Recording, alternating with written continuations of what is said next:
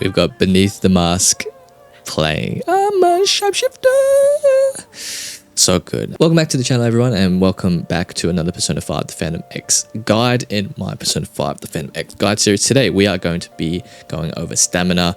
What is stamina? What can you use it for? And what I recommend that you should use it for as a beginner / early to mid game player.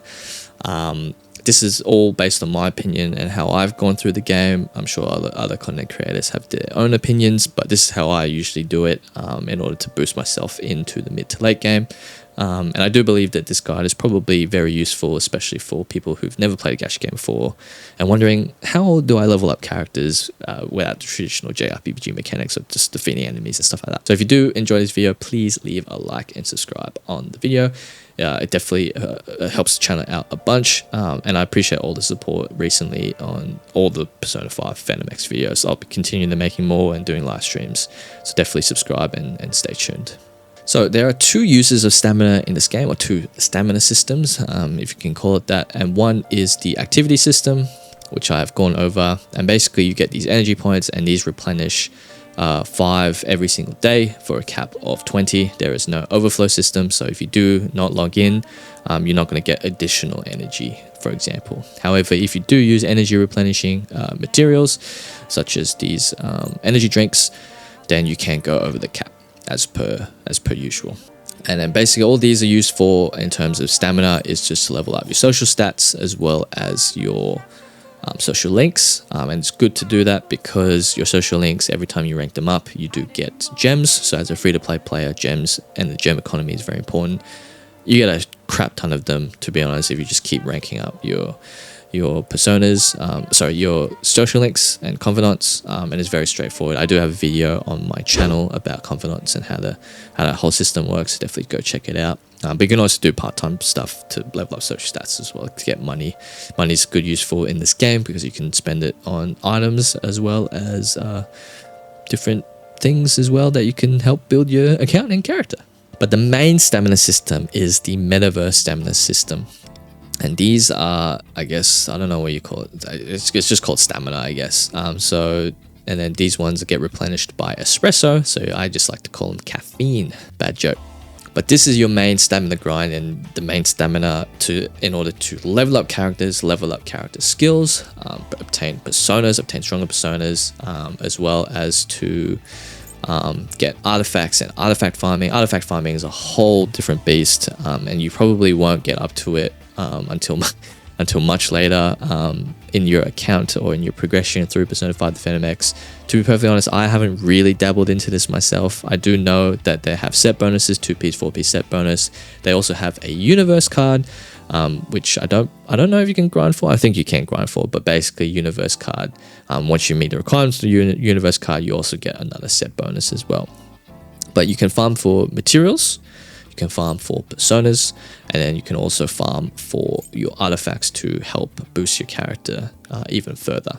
So both stamina and energy are independent systems of each other, so they don't overlap in any way, so they're just completely independent. So you're not having to choose between activities, it's choose between farming, which is a really good system, because that would be pretty shitty if they did that and gated everything behind one single stamina system. And also I should mention as well that palaces and mementos, so those two different, like, I guess, game modes, so story content in general is not gated behind stamina. So you can always go back to palaces, you can always go back to mementos no matter what, and you can freely do that as well. You don't have to, you don't have to worry about not being able to go back to a palace like in Persona 5, for example. So if you're not 100% a palace straight away, don't worry, just progress through the story if you really want to know the story and, go to the next part of the story, because you can always go back to the palace to find all the hidden treasures and stuff like that.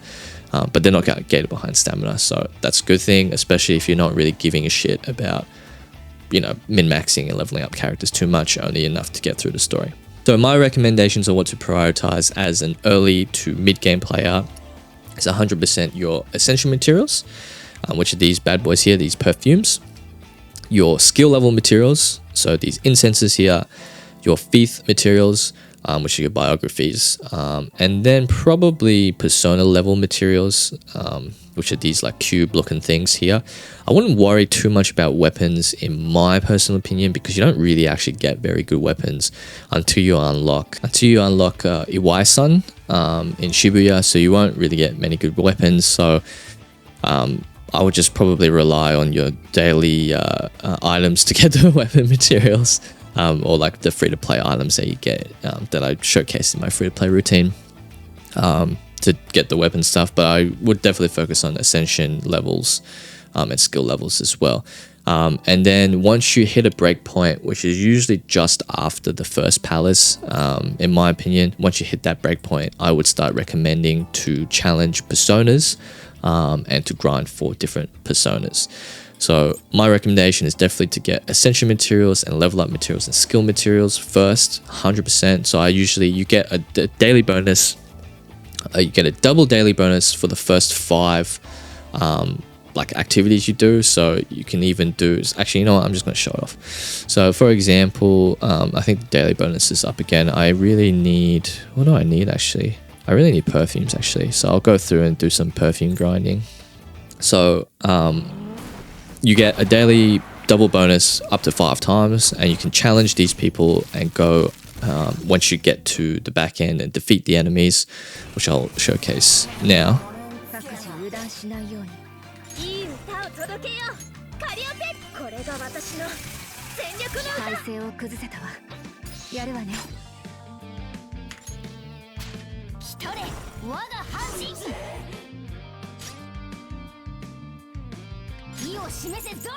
Please crit, please crit, please crit. Yes, alright. All out attack, and then this first wave is done. This doesn't actually take too long as well, especially if you've got build characters. And there's also various different levels, which I'll show off once I've beat all this sort of stuff here. So this big tanky King Frost mother frick. Let's go Rin. Down that shit. Done. I love Rin so much. Alright, so as you can see here, you do, oh, maybe I've maxed out the double ones, but anyway, you can go up to a max of whatever your stamina allows. So in this case, for me, it's only that much, but you get a double, oh yeah, it's here. So you get a double bonus of 5 per day, and you can go up to however many stamina you want to select. So you don't have to do it like 4 times or 5 times, for example. You can just do it once and then go, okay, let's just get 5 times the items. And it does the animation, which I'll skip for now. And then here you get your bonus items. So you can get top iris perfumes and all that sort of stuff. You get a bunch of soul gems, which is used to level up all your characters. It's sort of like the currency to level up characters aside from money. Get some EXP and get some other level up materials. So yeah, obviously I'm level 70 now, so I can unlock the level 70 ones, but you can go through and have a look at the different ranks. So really, you'll start unlocking like the higher tier ones from level 60 onwards. As you can see, you've got the gold ones in level 60, and level 50 you've got these ones. But it's basically the same thing for every other bit of content.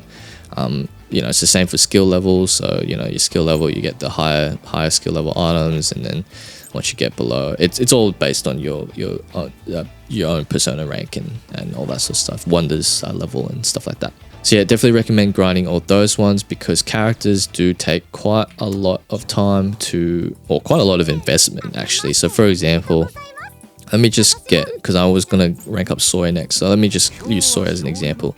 So to get from, you got 1, 2, 3, 4, 5, 6, 7, so you've got 7 ascension ranks up until level 80.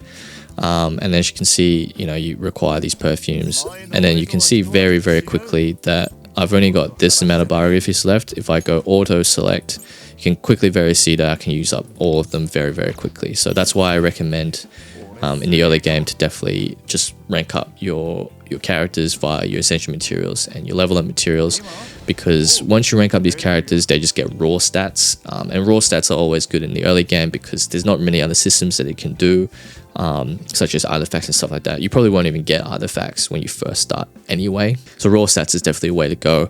And also what do you call it, persona skill materials as well is very, very important, because persona skills as well, the scaling of these ones per level is actually quite high. So you want to make sure that you're not left behind in terms of that.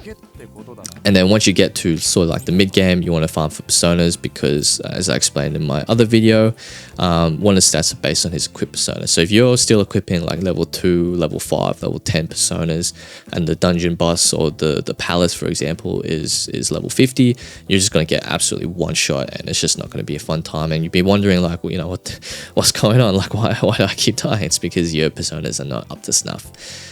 So yeah, and then obviously once you're in the late game, you can farm for a bunch of different items as well. You can farm for these weekly bosses that give you the weekly sort of materials to level up your skills to the higher ranks. You can challenge even tougher personas. So for example, the next persona I'm going to challenge is 100% Dionysus because he is such a good buffing unit. And then obviously you can challenge your artifacts as well once you get later into the game. Now, in terms of espresso refills, a lot of people, I would say in other gacha games, sort of recommend that you save all those refills for like the end game to grind out, you know, your artifacts and possibly high level personas. I would probably recommend the same. However, if you probably won't even get up to the stage where you can challenge these people or challenge or like farm efficiently for artifacts unless your characters are built. So I do definitely recommend that you try and build your characters first. So even if you need to use a little bit of espresso here and there to refill the stamina gauge to hit certain breakpoints or certain level breakpoints or persona skill breakpoints, then definitely do it. I mean, it's all up to you anyway, guys. Like if you can be as efficient as possible or as whatever you want to play it as. It's, at the end of the day, it's a video game. You play it to have fun.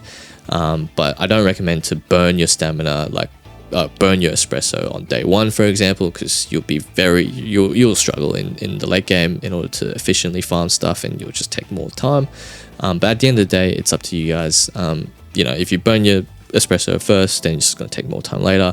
Or if you save up and accumulate your espresso, then you'll have a much quote-unquote easier time in the late game for farming. So that's pretty much it for the stamina guide, guys.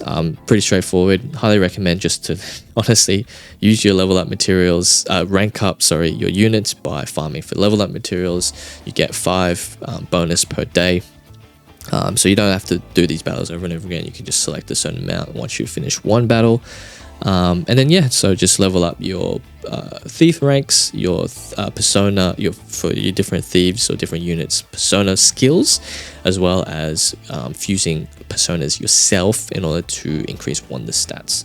That's what I would use stamina on. I did go over quickly about daily activities. You can do whatever you want with daily activities, if I'm being honest. They replenish 5 every single day, so you'll be able to do a significant amount of activities per day. If you sort of burn every single one per day, then sometimes you are limited with the life sim elements and activities you can do. It's a little bit shit, but at the end of the day, they're gonna have to make you want to spend money somehow, so that's how they usually do it. So yeah, that's pretty much it for this guide. Thanks very much for watching. I'll be doing more Persona 5, the Phantom X guys, so definitely leave a like and subscribe. I really appreciate it. Leave a comment down below about what else you want to see from this game. I'll be going over some combat as well as some 4 stars to invest in as well, so definitely stay tuned for those ones. Thanks for watching, everyone, and I'll catch you guys in the next video.